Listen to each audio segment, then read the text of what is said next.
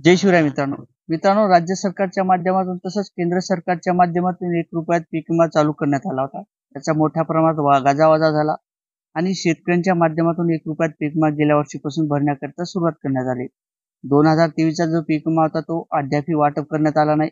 पीक विमा कंपनीचे काही आक्षेप असतील, काही त्रुटी असतील, काही तक्रारी केलेल्या शेतकऱ्यांचा पीक विमा मात्र पीक विमा कंपनीच्या माध्यमातून रिजेक्ट करण्यात आला. अशाच पार्श्वभूमीवरती महाराष्ट्र राज्य हे पीक विम्याच्या संदर्भात अग्रेसिव्ह आहे. 1 रुपयात पीक विमा भरण्याकरता मोठ्या प्रमाणात शेतकऱ्यांनी यामध्ये सहभाग घेतला होता. इतर राज्यात जर आपण विचार केला तर इतर राज्यात पीक विमा हा भरून घेतला जात नाही किंवा कमी प्रमाणात हा भरून घेतला जातो. त्याच पार्श्वभूमीवरती कृषी जिल्हा अधिकारी असतील त्यांच्या माध्यमातून एक संघटित होणार आहेत, म्हणजे शेतकऱ्यांच्या हिताचा एक निर्णय घेतला जाणार आहे. ज्या प्रकारे इतर राज्यात शेतकऱ्यांच्या माध्यमातून पीक विमा भरला जात नाही, परंतु शेतकऱ्यांना पेरणी अगोदरच 10,000 रुपयाचं अनुदान किंवा खत बियासाठी अनुदान हे दिलं जाते. शेतकऱ्यांच्या जे अडचणी आहेत त्या दूर करण्याचं काम राज्य सरकारच्या माध्यमातून इतर राज्याच्या माध्यमातून हे केलं जाते. त्याच प्रकारे आता जिल्हा कृषी अधिकारी असतील यांच्या माध्यमातून एक संघटना आहे किंवा संघटित होणार आहेत आणि त्यांच्या माध्यमातून जवळपास इतर राज्याचा जो अभ्यास आहे तो अभ्यास केला जाणार आहे. ज्या प्रकारे शेतकऱ्यांच्या माध्यमातून 1 रुपयात पीक विमा हे महाराष्ट्र सरकारच्या माध्यमातून भरून घेतला जातो. त्यानंतर पीक विमा कंपनीच्या मनमान्या पाहू शकता आपण. शेतकऱ्यांना कोणत्याही प्रकारचा पीक विमा वाटप केला जात नाही.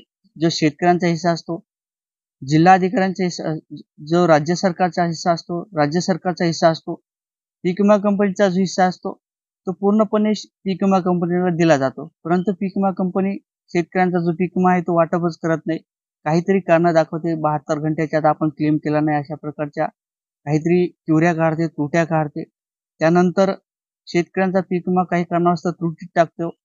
एखाद्या भागात पाऊस पडला, एखाद्या भागात पाऊस पडला नाही तर अर्धा भाग हा दुष्काळग्रस्त म्हणून जाहीर केला जातो, अर्धा भाग सोडून दिला जातो आणि तो टिगर लागू केला जात नाही.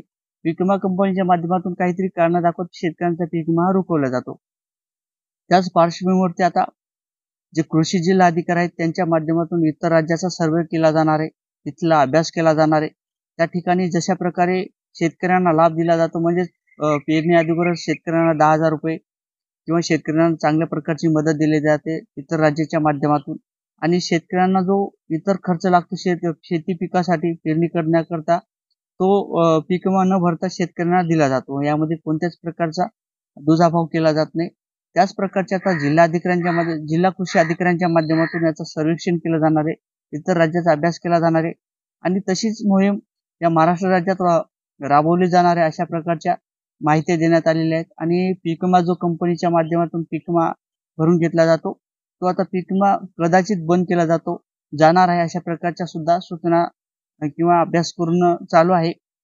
आणि त्याच माध्यमातून आता पीक विमा कंपनी महाराष्ट्रात ही बंद केली जाईल अशा प्रकारच्या सुद्धा आकांक्षा आपल्याला पाहायला मिळत आहेत.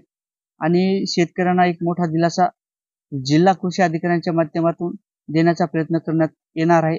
आणि तशा प्रकारचा डाटा जो आहे तो आपल्या जिल्हा न्यायिक समितीच्या माध्यमातून सरकारच्या माध्यमातून सरकारपर्यंत पोहोचणार आहे, मुख्यमंत्र्यांपर्यंत पोहोचणार आहे. आणि याच्यावरती अभ्यास करून हा पीक विमा कंपनीच्या माध्यमातून जो पीक विमा वाटप करतो हे पीक विमा वाटप करणं बंद होणार आहे. म्हणजे शेतकऱ्यांना सरसकट 10,000 रुपये, 15,000 रुपये अशा प्रकारचं अनुदान हे पेरणीपूर्वीच दिले जाणार आहे, अशा प्रकारच्या माहित्या समोर येत आहेत. मित्रांनो, नक्कीच आपल्याला काय वाटते या व्हिडिओच्या माध्यमातून नक्कीच कमेंटमध्ये सांगा. जय शिवराय.